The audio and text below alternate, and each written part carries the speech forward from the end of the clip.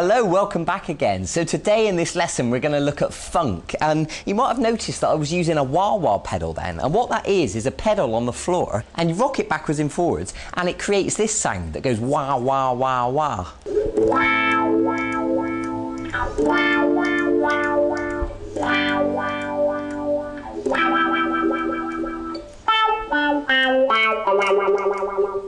Now, you don't need a wah-wah pedal to play funky stuff. You can do it with just a normal clean sound, and that's fine.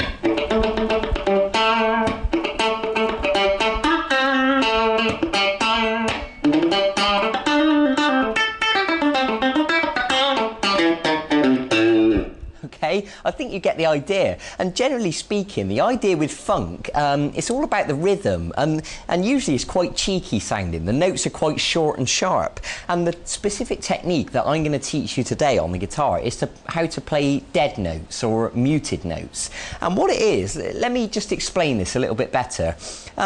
When we're playing funk, often the riffs are quite simple, but it's not just the notes that we play. It's also the in-between notes that make up the rhythm. So for example, a riff might go like this. Now, if you listen carefully, you'll notice that I'm playing the notes that sounds like this, and then I'm going, and then I'm playing another note, and then playing another note. So when you join it together, it sounds like this.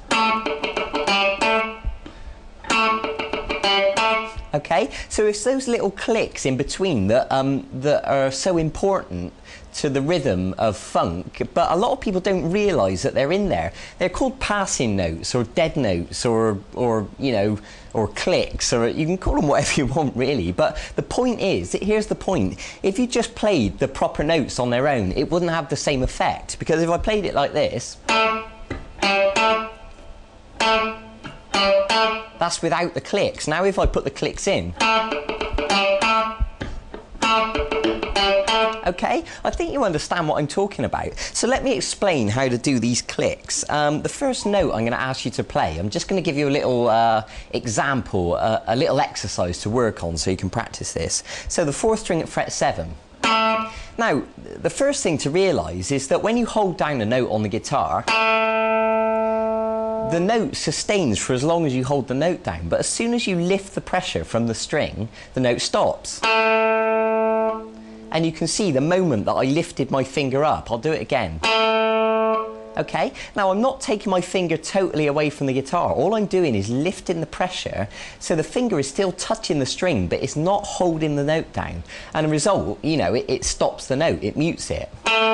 So what you can practice doing is doing long notes,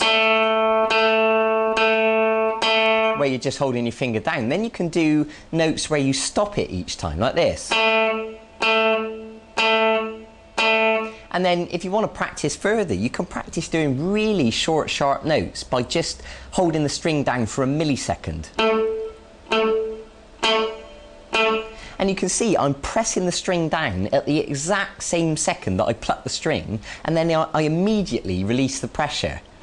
And I'm only holding it down for a split second, long enough to get a short note, like that, okay? So I think you understand what I'm talking about now. So the next thing I want to explain is how to do these dead notes, these clicks, these muted notes, okay? And it's quite simple, really. All I'm doing is touching the string and plucking the string, and then we get that muted dead sound. So what I suggest you do to begin practicing this is to play one note normally, and then lift the pressure, so you're just touching the string, not holding it down, and give it a pluck. And you can do it alternately, like this.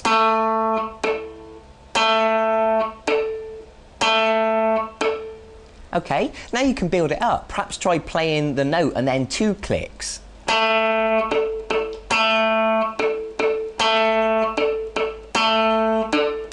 And if you want to take it one step further, what I suggest you do is use the plectrum to pluck down on the note, and then down, and then up on the second click. So if you watch my right hand carefully, you'll see me plucking down, and then down up. Okay? So what that means is, when we speed it up, it'll sound like this.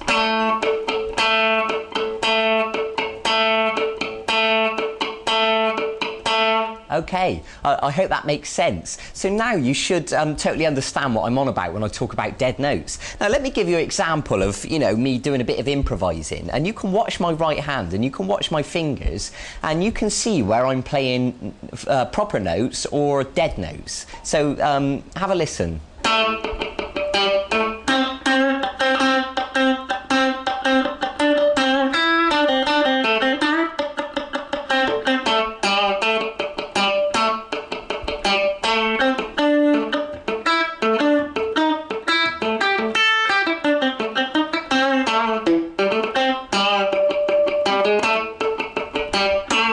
Okay, I hope that was a good enough example. Now, of course, at this stage, you already know a few scales. You know the blues scale, you know the minor scale. So what you can do, if you want to take this upon yourself, to go away and practice improvising and using those scales and combining it with the technique I just showed you, that little funk rhythm, and to create a funky little improvisation like I just showed you.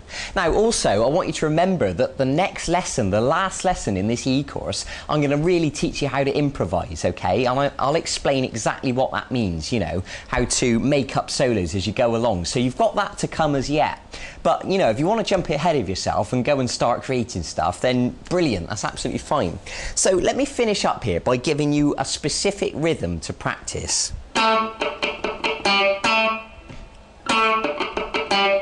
So you're going to pluck the 4th string at fret 7 once, and then you're going to play the muted note down, up, like that. That should be simple enough for you. And then you're going to play fret 5 normally, and then back to fret 7 normal. Okay, so when we join that together, we've got. Okay, I hope that makes sense. Let me play it at full speed so you can really get a feel for the full funky energy. Okay, I think you get the idea. So I want you to practice that rhythm that I just showed you. Practice the clicks, practice the mutes, and do everything I told you in this lesson. You know, do the long notes, the medium notes, the short notes, and really get used to, you know, holding and releasing the pressure from the notes. If you need to, watch this video several times, you know, so it makes perfect sense in your mind. Okay, now you're building up a whole skill set here. We've done so much stuff so far in this free course. It really is quite exciting. And remember, like I said, there's one more lesson to come as yet. It's the final lesson. I'm going to teach you how to improvise. So that really is a big part. That's an important lesson. So make sure you're there to watch that one.